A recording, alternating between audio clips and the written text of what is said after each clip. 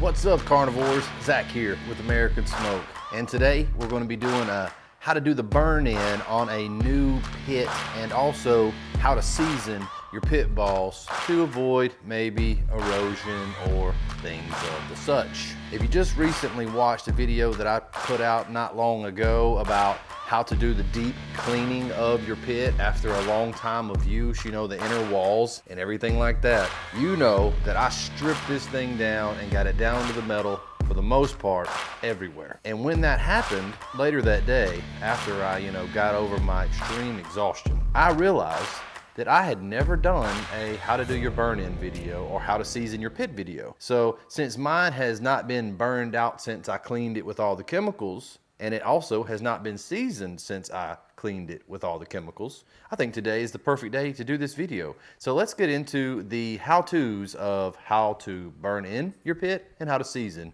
your pit. Step one is going to be to turn on your pit and open your door. If you've got a new pit, you need to make sure that you've got pellets in your pellet hopper.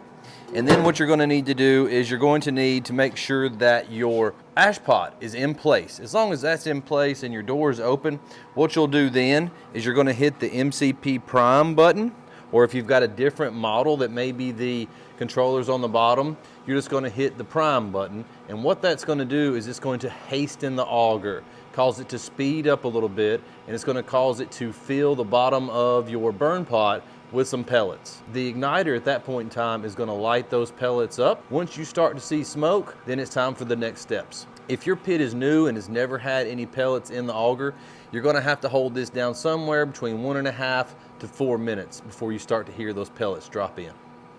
Once you begin to see some smoke roll out of your smoker, that means that your fire pot has got plenty of pellets in it, and that now it is ignited and ready to start building up heat inside your pit. At this point in time, what you want to do is you want to close the door, and we are going to be cranking the temp up to about all the way.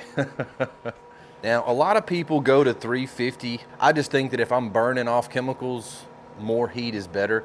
Y'all can make that call. If you want to do the standard heat, go to 350, but we gonna go all the way up, baby. We want to burn everything this thing's got out of it, and I also want to see how hot it get. I've never really ran it on full high, so let's see what the temp of this thing can get. What we're gonna do as a secondary check on our temp is I'm gonna put my meat probe from my pit boss into the chamber.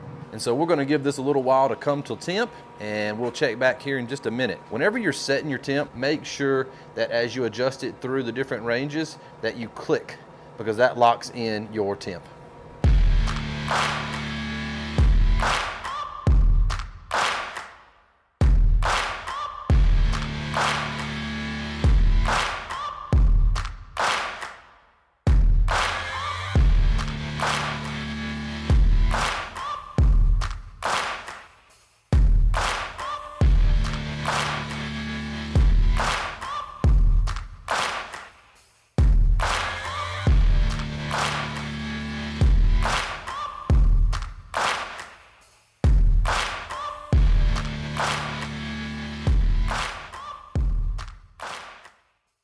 All right, folks, so as you can see, there is some discrepancy here in what the thermometer, that's internal thermometer for the pit, is saying, which is right here, and my meat probe, which is down closer to the burn pot, is saying that that area of the smoker is at 427.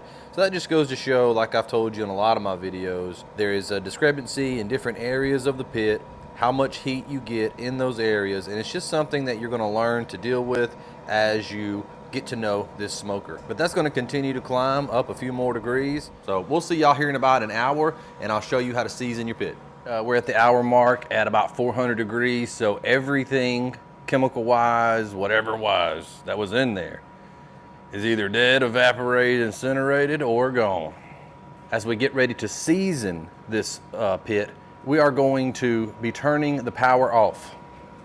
Now, if you've ever turned the power off on your pit, or if you're new to these pits and you're going to experience this, whenever you get ready to shut it down, the cook's over and the fan keeps going, you think, well, that just seems stupid. Why am I wasting electricity, blah, blah, blah. No, that's not the case. What you want to do is you want to let that fan run through its cycle, because you've got unused pellets that have recently dropped down into your burn pot and they are not ash yet. And so if you leave those in there by unplugging the unit so that it completely shuts off, the next time that you get ready to cook, you're going to have a buildup of ash and pellets. And what's liable to happen is when new pellets drop down on top of the already elevated ones, it's liable to ignite and the fire work its way into your auger, and worst case scenario, into your pellet hopper. So make sure that you let it run through its cycle, turn everything into ash, and then just as an extra precaution, you always want to dump your ash pot before every cook.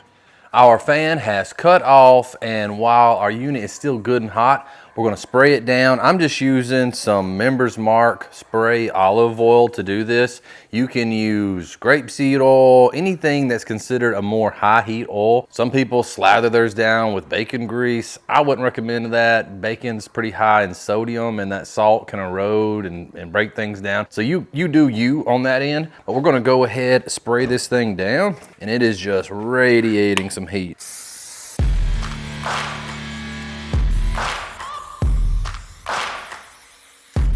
But this is just going to sort of create a polymerization, which is just a scientific term for, reducing oil and binding it to whatever metal surface it's sitting on, or, binding things at a molecular level. That's what this is going to do.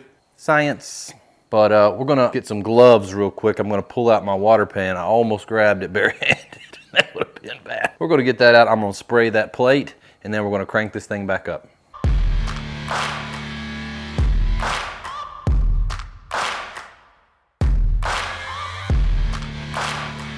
You do not want anything to be puddling up or anything like that. So just want to make sure that there's a light coat, and then we're going to turn this heat back on, get this thing ramped up again for about 30 minutes, and we'll be done. Make sure that you don't leave your can of oil sitting beside your smokestack or your beer. So we are about 25-30 minutes into this, and I'm going to call that done. All of that spray on grease should be polymerized onto the inside of the pit. If you're ever wondering how hot it'll get at max heat, we're looking in the 460, so won't really ever need that much heat. But everything looks great. You can see that oil browning up a little bit on the walls. That'll continue to brown with the next cook.